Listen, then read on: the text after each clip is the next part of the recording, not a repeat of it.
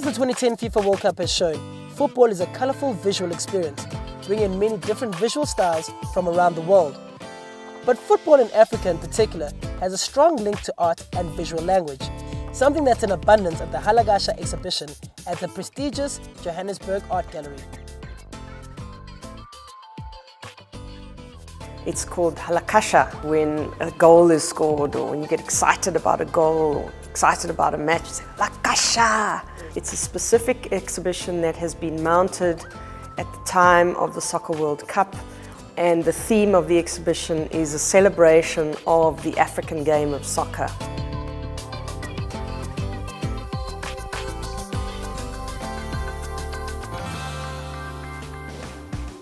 Downstairs in the exhibition there's a series of photographs from Drum magazine, which is a magazine that was very sort of big in the 50s that represented black urban culture and township life.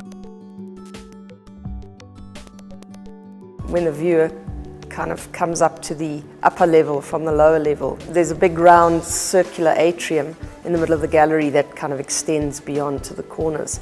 And I really wanted to create a visual kind of explosion of objects and colours. In a sense, what you would get when you go to a soccer match. And so I created this round, raised podium that looks like a pitch that I've covered in synthetic turf. It looks bright green, with some beautiful sculptures placed on top of it. And then beyond that, in the corners, on the edges of the atrium, I've created these large, sweeping grandstands with hundreds and hundreds of makarapas attached to them. Some people think that makarapas and vuvuzelas are not art. Well, I beg to differ. This is a way of people who don't have the means making a statement about their teams.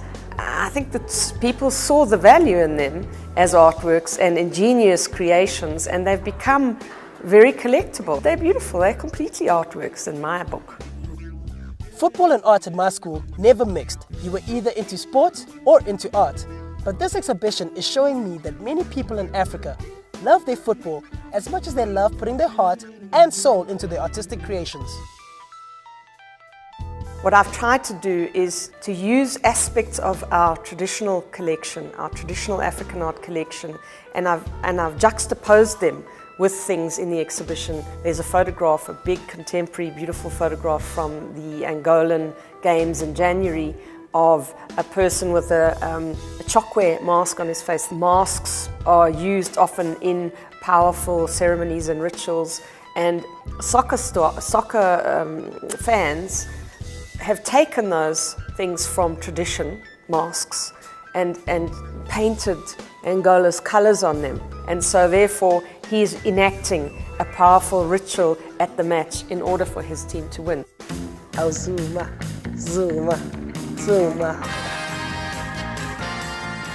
Colour is so important, I think, in the way in which the African fan manifests their excitement for the game. And this exhibition is full of huge photographs of African fans painting themselves almost like warriors. Ghanaian supporters who've covered themselves in such thick paint that you can't even see that they're black. You know, they're green and they're red and they're yellow. One guy's even painted, he's closed his eyes and he's painted open eyes over his closed eyes. The inclusion of the traditional angle of the exhibition with the more contemporary as a way of trying to integrate the notion that art and belief and power are kind of all connected in some odd way in this country, in this continent. The link between football, art and belief is no small matter here in Africa. People live, breathe and sleep football, just like a religion and just like their art. Perhaps it's the spiritual fever that has made the 2010 FIFA World Cup a tournament to remember. This is an African art exhibition. It's a celebrated African art exhibition.